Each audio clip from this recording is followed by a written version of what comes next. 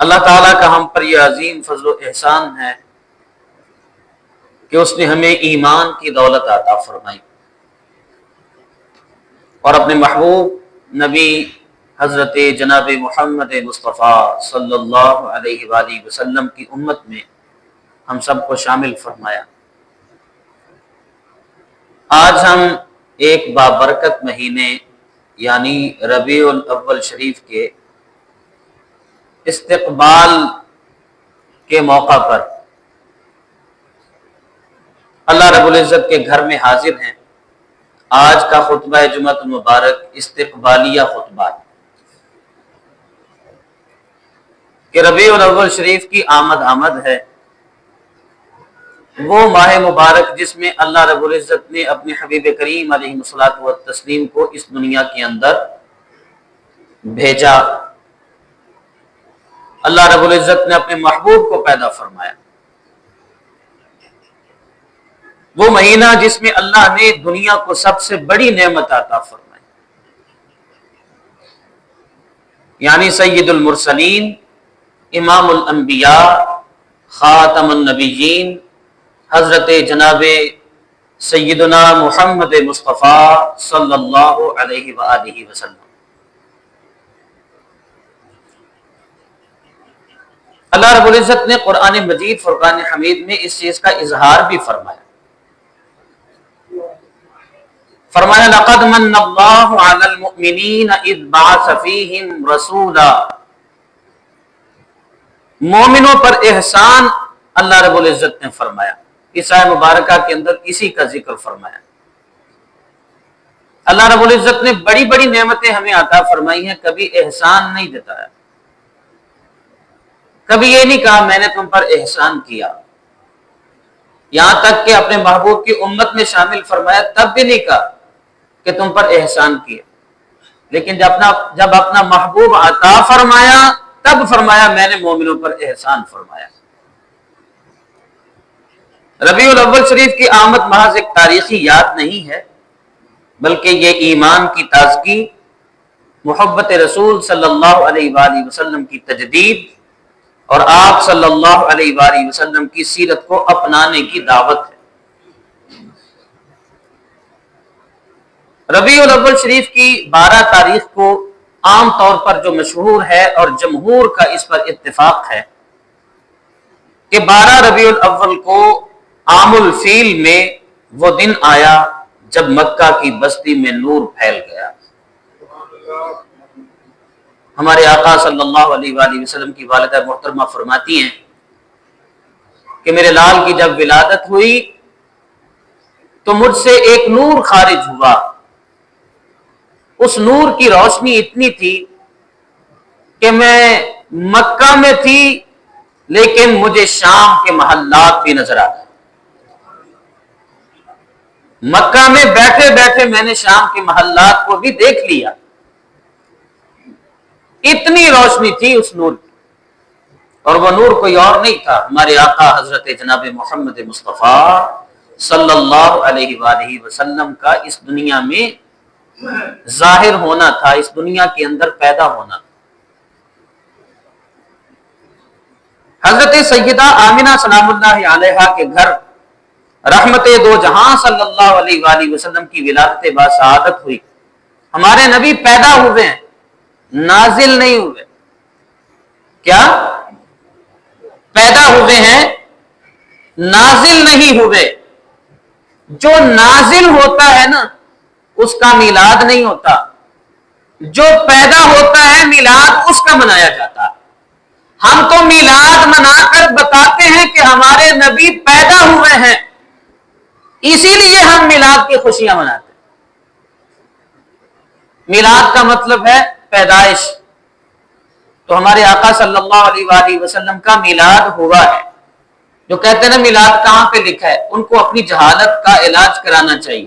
بھائی میلاد کا معنی ہے پیدائش، کیا ہمارے نبی کی پیدائش ہوئی کہ نہیں؟ عربی میں کہہ لیں ہمارے نبی کا میلاد ہوا کہ نہیں ہوا؟ ہوا ہے بھائی، یہ عام سے عام آدمی کو بھی پوچھ لو، وہ بھی کہے گا حضور کی ولادت ہوئی ہے، حضور کی پیدائش ہوئی ہے۔ تو ہم صرف لفظ تبدیل کرتے ہیں اور عربی کا لفظ بول دیتے ہیں حضور کا میلاد ہوا ہے. تو جو کہے جی میلاد کہاں لکھا ہے اس آدمی کو اپنی عقل کا علاج کرانا چاہیے. ہمارے آقا صلی اللہ علیہ وسلم کی ولادت باسعادت ہوئی. دنیا کے حالات ظلم، شرک اور جہالت اور اندھیروں سے بھرے ہوئے تھے، مگر ہمارے آقا صلی اللہ علیہ وسلم کی آمد سے دنیا کے نقشے بدل گئے اور ہر طرف روشنی چھا گئی. ولادت باسعادت کے وقت کچھ معجزات کا ظہور بھی ہوا، جس سے پتہ چلا کہ ہمارے آقا دنیا میں تشریف لے آئے ہیں.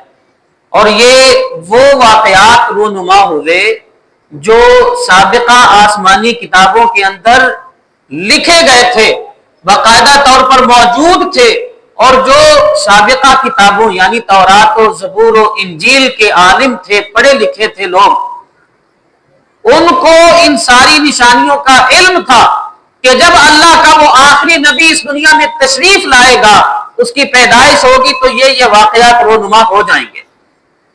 ان میں خاص طور پر 3 واقعات جو رونما ہوئے. پہلا کہ فارس کے بادشاہ کسرا کے محل کے 14 کنگرے گر گئے. فارس ایران کو عام طور پر پہلے کہا جاتا تھا، اب وہ ایران ہے. تو کسرا ایران، کسرا بادشاہ کا ایک لقب تھا. جس طرح ہمارے ہاں بادشاہ کو کیا کہا جاتا ہے؟ صدر یا وزیر اعظم. لیکن ہر ملک کے اندر صدر یا وزیر اعظم کو بادشاہ نہیں کہا جاتا. اسی طرح سابقہ جو قومیں تھیں ان میں فرعون نام ملتا ہے، نمرود نام ملتا ہے، اسی طرح کسرا یہ نام ملتا ہے، قیصر نام ملتا ہے. یہ نام نہیں تھے، یہ القاب تھے. فرعون جو موسیٰ علیہ السلام کے زمانے میں بادشاہ تھا، اس کا نام فرعون نہیں تھا، اس کا نام کچھ اور تھا. تفاسیر کے اندر لکھا ہوا ہے، ہمارا وہ موضوع نہیں ہے. بہرحال ولید اس کا نام تھا. میں کہنے کا مقصد ہمارا موضوع نہیں ہے. فرعون مصر کے جو بھی بادشاہ بنتے تھے اس کا نام فرعون ہوتا تھا، اس کا لقب فرعون ہوتا تھا. اسی طرح جو ایران کا بادشاہ بنتا تھا، فارس کا بادشاہ بنتا تھا، اس کو کسرا کہا جاتا تھا. اور جو روم کا بادشاہ بنتا تھا اس کو قیصر کا لقب دیا جاتا تھا. قیصر روم، کسرا ایران، فرعون مصر. تو یہ مختلف نام نہیں تھے بلکہ القاب تھے. مشہور انہی ناموں سے ہو گئے، وہ انہی الفاظ سے وہ مشہور ہو گئے. کسرا ایران کے سونے کے کنگنوں کے بارے میں آتا ہے. حضرت سراقہ جب ابھی مسلمان نہیں ہوئے تھے، حضور علیہ الصلوۃ والسلام ہجرت کر کے تشریف لے جا رہے تھے حضرت جناب سیدنا ابو بکر صدیق رضی اللہ تعالیٰ عنہ کے ساتھ. مشہور واقعہ ہے. تو یہ اچھے کھوجی تھے، یہ پیچھے چل پڑے، لالچ میں چل پڑے. انہوں نے کہا اتنے اونٹ تمہیں دیں گے. دشمنوں نے کہا. یہ چل پڑے، ڈھونڈتے ڈھونڈتے حضور تک پہنچ گئے. حضرت جناب سیدنا ابو بکر صدیق رضی اللہ تعالیٰ عنہ نے عرض کی حضور وہ بندہ پیچھے آ گیا. حضور علیہ الصلوۃ والسلام نے اس کی طرف دیکھا اور صرف توجہ کرنا تھی. اس کی سواری کے پاؤں سمیت وہ زمین نے اس کو پکڑ لیا، جکڑ لیا. اس نے پھر حضور کی بارگاہ میں عرض کی حضور غریب آدمی ہوں، لالچ میں آ گیا، حضور مہربانی فرمائیں، معاف فرما دیں. حضور نے فرمایا ٹھیک ہے، اس کو معاف فرما دیا. جب معاف فرما دیا حضرت سراقہ حضور کے غلام بن گئے، حضور پر ایمان لے آئے. تو حضرت سراقہ رضی اللہ تعالی عنہ اب ہو گئے. انہوں نے حضور کی بارگاہ میں عرض کیا تھا کہ حضور میں تو غریب ہوں، چھوٹے چھوٹے بچے ہیں، غریب آدمی ہوں، حضور لالچ میں آ گیا ہوں.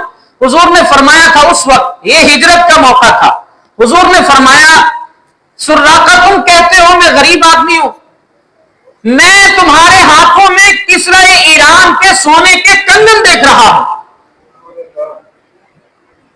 اب یہ جو ایران فتح ہوا نا، یہ حضرت جناب سیدنا عمر فاروق رضی اللہ تعالیٰ عنہ کے دور میں فتح ہوا.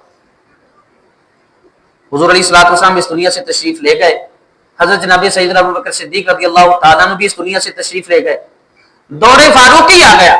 حضرت عمر فاروق رضی اللہ تعالیٰ عنہ کے دور مبارک میں ایران فتح ہوا، مال غنیمت لایا گیا.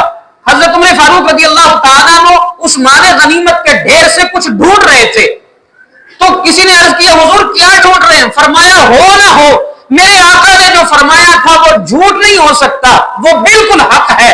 یہاں پر سونے کے کنگن موجود ہوں گے جو کسرا ایران کے ہیں، بادشاہ ایران کے ہیں، فارس کے بادشاہ کے سونے کے کنگن اس میں موجود ہیں. تو ڈھونڈے گئے، وہ مل گئے. فرمایا کہ سراقہ کدھر ہے؟ بلایا گیا ان کو. سارے لوگوں کے سامنے سونے کے کنگن، جو کہ مرد کے لیے حرام ہوتا ہے سونا پہننا، پر سونے کے کنگن حضرت جناب عمر فاروق رضی اللہ تعالیٰ عنہ جیسے جلیل القدر اور شریعت کے عظیم محافظ نے، شریعت پر سختی سے عمل کروانے والے نے سراقہ کو بلا کر سارے لوگوں کے سامنے ان کے ہاتھوں میں سونے کے کنگن پہنائے اور فرمایا سراقہ یہ ہے وہ بات جو میرے آقا نے فرمائی تھی کہ سراقہ میں تیرے ہاتھوں میں کسرا ایران کے سونے کے کنگن دیکھ رہا ہوں، لے یہ پہن لے، یہ میں نے نہیں، یہ میرے آقا نے تجھے پہنائی. اس سے حضور کا اختیار بھی ثابت ہوتا ہے کہ حضور جس کے لیے چاہیں حرام چیز کو بھی حلال کر دیں. بھئی سونے کے کنگن تھے نا، سونا پہننا مرد کے لیے حرام ہے، کنگن پہننا ویسے ہی مرد کے لیے حرام ہے. یہ تو عورتوں کے لیے ہے، مردوں کے لیے ہے ہی نہیں. اور میرے آقا صلی اللہ علیہ وسلم نے مردوں کو، ایسے مردوں کو جو عورتوں کی مشابہت اختیار کریں ان پر لعنت فرمائی، اور ایسی عورتوں پر لعنت فرمائی جو مردوں کی مشابہت اختیار کریں، لعنت فرمائی گئی. مگر حضرت سراقہ کو حضرت عمر فاروق رضی اللہ تعالیٰ عنہ وہ پہنا رہے ہیں سونے کے کنگن. تو سبحان اللہ، اس کا مطلب صحابہ کرام کا بھی یہ عقیدہ تھا کہ میرے آقا جس حرام چیز کو بھی چاہے حلال کر سکتے ہیں. اچھا یہ میں نے اپنی طرف سے نہیں کہا بھائی، میں نے باقاعدہ آپ کو یہ کئی مرتبہ سنا چکا ہوں یہ بات نا. چلیں ایک اور حدیث سن لیجیے اختیارات مصطفیٰ پہ. چلیں تو ایک اور سن لیجیے. حضرت براء ابن عازب رضی اللہ تعالیٰ، سونا پہننا مرد کے لیے حرام ہے. یہ آپ نے مسئلہ یاد رکھنا ہے، یہ شریعت اسلامیہ ہے. سونے کی انگوٹھی مرد نہیں پہن سکتا، چاندی کی انگوٹھی وہ بھی مخصوص مقدار میں پہن سکتا ہے. سونے کی انگوٹھی مرد کے لیے حرام ہے، سونے کے کنگن مرد کے لیے حرام ہے، سونا پہننا ہی مرد کے لیے حرام ہے. مگر حضور کا اختیار ہے نا. حضرت براء ابن عازب رضی اللہ تعالیٰ عنہ یہ سونے کی انگوٹھی پہنا کرتے تھے، ہر وقت آپ کے ہاتھ میں سونے کی انگوٹھی ہوا کرتی تھی. تو کسی نے عرض کیا، بعد میں آنے والے لوگوں میں سے کسی نے عرض کیا، اے صحابی رسول، اے براء ابن عازب رضی اللہ تعالیٰ عنہ، آپ کو پتا تو ہے کہ شریعت میں مرد کے لیے سونا پہننا حرام ہے، تو آپ سونے کی انگوٹھی پہنتے ہیں. فرمایا ایک وقت ایسا آیا جب مال غنیمت حضور کی بارگاہ میں پیش کیا گیا، سب کو جتنا جتنا حضور نے عنایت فرمانا تھا سب کو عنایت فرما دیا. یہ انگوٹھی بچ گئی اور ایک میں بچ گیا. حضور علیہ الصلوۃ والسلام نے ایک مرتبہ توقف فرمایا، پھر نظر اٹھائی، میری طرف دیکھا اور فرمایا براء قریب آؤ. میں حضور کے قریب ہوا. حضور علیہ الصلوۃ والسلام نے فرمایا براء یہ لو سونے کی انگوٹھی، یہ تجھے اللہ اور اس کے رسول نے پہنائی ہے، اس کو پہن لو. حضور کا اختیار ہے، آپ جس کے لیے چاہیں حرام چیز کو بھی حلال کر دے، یہ حضور کا اختیار ہے. یہ حدیث مبارکہ ہے، صحیح حدیث مبارکہ ہے. تو میں عرض کر رہا تھا کہ کسرا ایران یہ فارس کا بادشاہ تھا، ایران کا بادشاہ تھا کسرا. اس کے محل کے 14 کنگرے گر گئے. مجوسیوں کا 1000 سال سے جلنے والا آتش کدا بجھ گیا.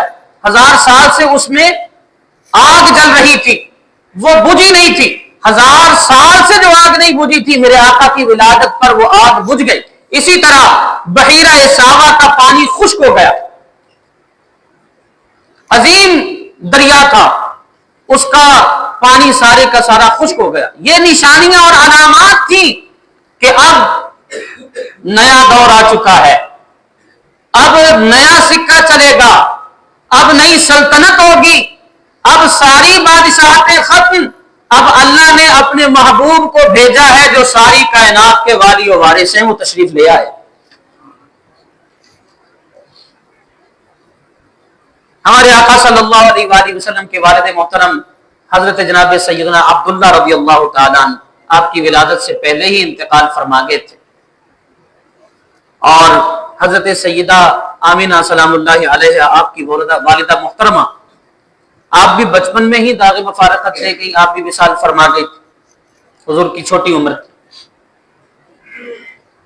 यतीमी की साए में हमारे आका सल्लल्लाहु अलैहि वसल्लम ने परवरिश पाई, मगर अल्लाह ने आपकी तरबियत ऐसे की कि आपको मक्का वाले भी सादिक व अमीन कहा करते थे। यही सच्चाई और अमानत आपकी दावत का सरमाया भी बने। आप पढ़ते रहते हैं, खासतौर पे जो स्कूल कॉलेज के बच्चे हैं, स्कूल के जो खासतौर पर बच्चे हैं, उन्होंने इस बात को पढ़ा होगा अपनी किताबों के अंदर, इस्लामियात के अंदर ये बात मौजूद है, हम भी पढ़ाते हैं, हमें पता है ये मौजूद है। और बात ये थी, हुजूर अलैहिस्सलातु वस्सलाम को अल्लाह की तरफ से जब हुक्म हुआ कि बुलाइए, दावत दीजिए दीन की तरफ सबको, तो हमारे आका सल्लल्लाहु अलैहि वसल्लम ने अपने सारे लोगों को, वहां मक्का के लोगों को भी दावत दी और फरमाया, अगर मैं तुमसे कहूं कि ये जो पहाड़ है इसके पीछे से एक फौज हमला करने वाली है, तो क्या तुम मेरी बात को मान लोगे? उन्होंने कहा, जी कभी आपने झूठ बोला ही नहीं, क्यों नहीं मानेंगे? हमारे आका सल्लल्लाहु अलैहि वसल्लम ने फरमाया, जब आज तक मैंने झूठ नहीं बोला तो फिर आज भी मैं तुम्हारे सामने सच्ची बात कहूंगा कि मैं अल्लाह का रसूल हूं, अल्लाह एक है, इस बात को मान लो। लेकिन जिनकी किस्मत में था उन्होंने ही माना, जिनकी किस्मत में नहीं था इस्लाम कबूल करना उन्होंने नहीं माना, और वो काफिर के काफिर ही रहे। अंदाज हसीनों को सिखाए नहीं जाते, जो उम्मी लकबी हो वो पढ़ाए नहीं जाते। हर एक की किस्मत में कहां दीदार हबीब, बू जहल के जैसों को सरकार दिखाए नहीं जाते। तो हमारे आका सल्लल्लाहु अलैहि वसल्लम जिनमें मौजूद रहे, ऐसे भी बदबख्त लोग थे जो उस वक्त भी हुजूर की शान को पहचान न सके, मगर कुछ ऐसे खुशकिस्मत थे जो दूसरे मुमालिक से बिकते बिकाते भी पहुंचे, जैसे हजरत सलमान थे, जैसे हजरत बिलाल थे, जैसे हजरत सुहैब थे। हजरत सुहैब रूम से चलते चलते पहुंच गए, हजरत सलमान फारस से चलते चलते पहुंच गए, हजरत बिलाल भी बिकते बिकते पहुंच गए, हुजूर की बारगाह में पहुंचकर ईमान को कबूल किया। जिनकी किस्मत में ईमान लिखा था उन्होंने दूर से आकर भी कबूल कर लिया, जिनकी किस्मत में नहीं था, जिनके अंदर हुजूर रहते थे, फिर भी वो कबूल ना कर सके। तो हमारे आका सल्लल्लाहु अलैहि वसल्लम ने बहरहाल ये ऐलान फरमाया, और यही सच्चाई और अमानत में अर्ज कर रहा था कि हुजूर की फिर दावत का सरमाया बनी। 40 बरस की उम्र में हमारे आका सल्लल्लाहु अलैहि वसल्लम पर अल्लाह ने अपनी वही का नुज़ूल फरमाया।